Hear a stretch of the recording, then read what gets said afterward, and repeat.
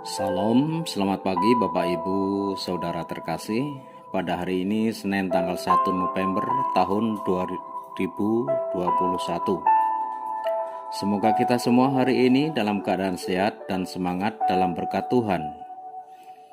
Kita persiapkan hati untuk mendengarkan sabda Tuhan. Sebelumnya marilah kita membuat tanda kemenangan Yesus Kristus. Dalam nama Bapa dan Putra dan Roh Kudus. Amin.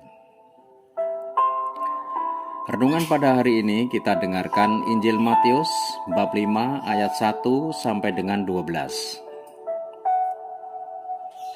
Ketika Yesus melihat orang banyak itu, naiklah ia ke atas bukit, dan setelah ia duduk, datanglah murid-muridnya datang kepadanya.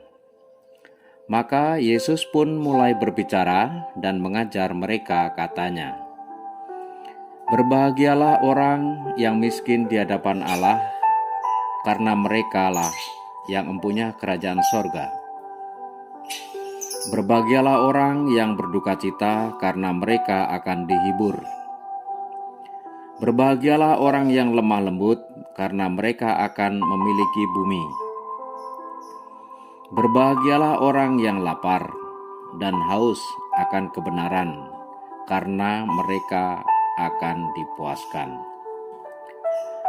Berbahagialah orang yang murah hatinya, karena mereka akan beroleh kemurahan. Berbahagialah orang yang suci hatinya, karena mereka akan melihat kerajaan Allah. Berbahagialah orang yang dianiaya oleh sebab kebenaran, karena merekalah yang mempunyai kerajaan sorga. Berbahagialah kamu jika karena kamu dicela dan dianiaya, dan kepadamu difitnahkan segala yang jahat. Bersukacita dan bergembiralah, karena upahmu besar di surga, sebab demikian juga telah dianiaya nabi-nabi yang sebelum kamu." Demikianlah sabda Tuhan. Terpujilah Kristus.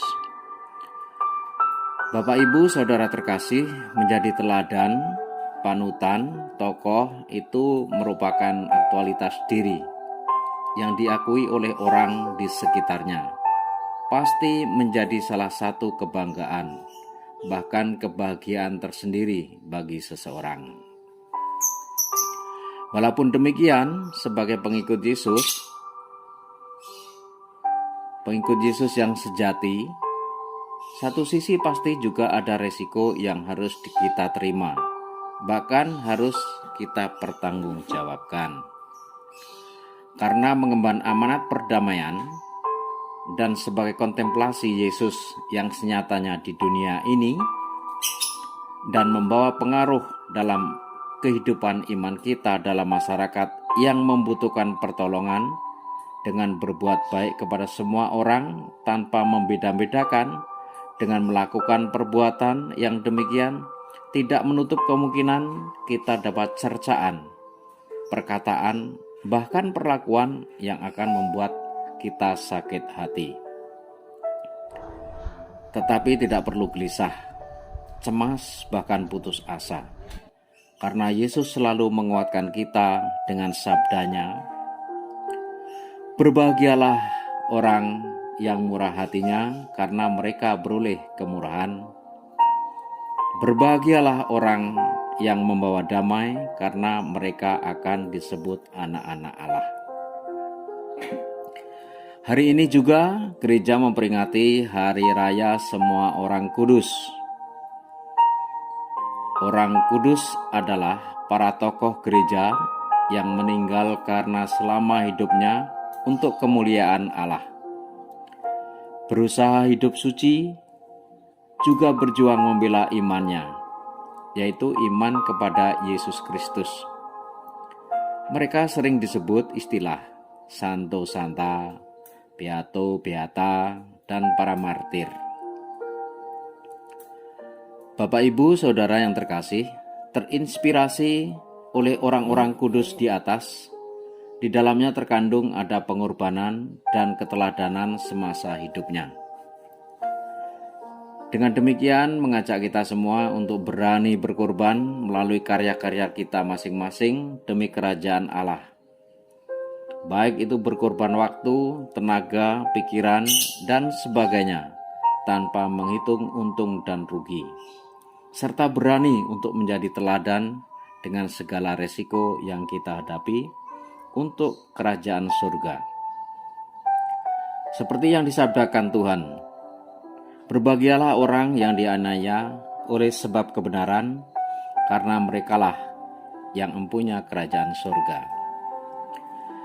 Berbahagialah kamu jika karena kamu aku dicela dan dianiaya, dan kepadamu difitnah segala yang jahat.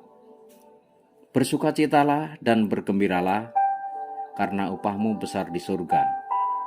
Sebab demikian juga telah dianiaya nabi-nabi yang sebelum kamu.